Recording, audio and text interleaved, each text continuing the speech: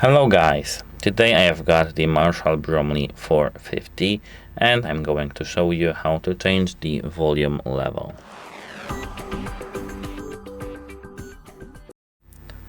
So, to change the volume level you need to prepare yourself the speaker, of course, itself, or just your phone, because on your speaker the first big slider that we can see, this one right here, this one here, the slider is volume slider. If you move it to the left, your volume level will decrease, and to the right it will increase.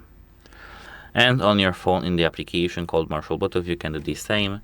And of course, using these volume buttons on your phone, you will do the same. So that's it. Goodbye.